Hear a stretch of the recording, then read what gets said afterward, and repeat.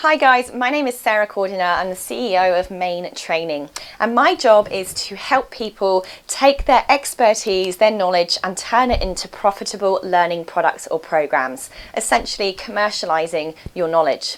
Now, one of the questions I got asked today actually was, should we use platforms like Udemy to host our online courses when they discount our programs at such a massive rate?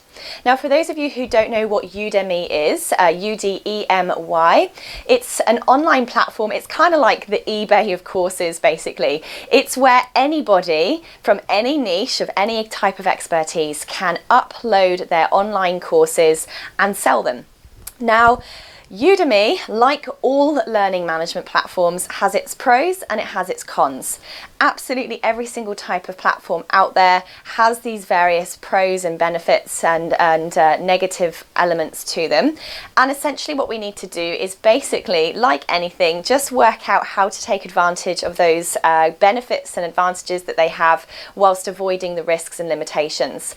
So one of my first pieces of advice is we should, yes, be using Udemy, and we should be using as many of the other platforms as possible. For instance, there's another one called Fedora, and there's also the WordPress courses. Now, before I answer the question about should we use Udemy and what to be aware of, let me just explain the differences in the different major differences between these platforms. Now, Udemy is probably the most well known in that it has the most amount of users. It has something like over 7 million students on there, which is why so many instructors are now uploading their courses, because they're making money out of pure volume as opposed to the amount that they're selling their courses for. Now, the problem with Udemy is you cannot collect the unique contact details of your students. So you cannot build a database. And in fact, Udemy tries to actively avoid you taking any contact details or even redirecting those students to your own platforms as far as it possibly can. So that's one of the downsides is, does the learning management system allow you to create your own database and collect the contact details of your particular audience? The other question you want to ask yourself is, how much can you sell your program for? So some platforms actually minimize or restrict or control how much you can actually sell your course for. Now, on Udemy, that is restricted. I think it's just gone up to $400, but it is completely restricted. You cannot sell it for more than that. And also, the other point is how much do the platforms take in commission, and can they reduce the pricing? Now, with things like WordPress courses, WordPress is the platform you might use to build a website. You have to build your own course learning management system, so it's a bit more expensive to buy upfront, but you can control exactly what contact details you take and collect. You own your database, you own your students, for want of a better way of putting it, and you also can decide exactly how much you charge your programs for. You keep 100% of the sales. Obviously, they go through your own shopping cart, your own e-commerce, and straight into your bank account. And of course, the prices of the courses are only discounted if you set them to that. Whereas with something like Udemy, they, like I said, restrict what you can actually charge in the first place, and they can discount your program for up to 90% in some cases, which takes me to the original question. If you're an expert in your field and you have made it to the top, you're an authority figure, you are charging high dollars for your programs and your courses, the question is, why should we put these high value programs that are worth thousands of dollars on platforms like Udemy, where we don't have control, where our course could be sold for $10 when we're normally selling it for thousands of dollars? Now, here's the answer. The answer is, if you are not selling learning products, learning programs and courses online, you are missing out on a serious payday. If you're not selling your courses on as many of these platforms as you possibly can, you are sleeping while everybody else who does have their courses up there are making a very significant passive income in a lot of cases. So yes, you should. However, Like I said, we need to use some tactics to make sure that we are making the most of the features and benefits of these programs whilst minimizing our risk. So I would highly recommend that you take your $1,000 program as an example and you re-tailor that in a way that it is going to work in a manner of bringing you passive income and getting you more exposure. So there are actually, and when I talk about how to price your training programs, I define it in this way. At the lower end pricing of your training programs, you have what I call information products. They simply provide information. It's a bit like picking up a book. A book is just information. It doesn't really necessarily make difference to us in terms of implementation or transformation. So it's info. They're the lower end programs. Then you have implementation. So if your training program actually enables people to implement strategies that are going to create positive change, then you can add a few more dollars on the end.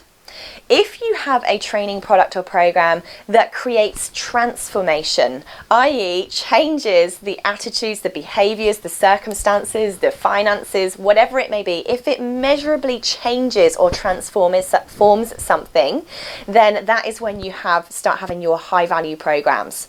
The next step up from that is the do-it-for-you services. So it's when you actually do something for that particular person.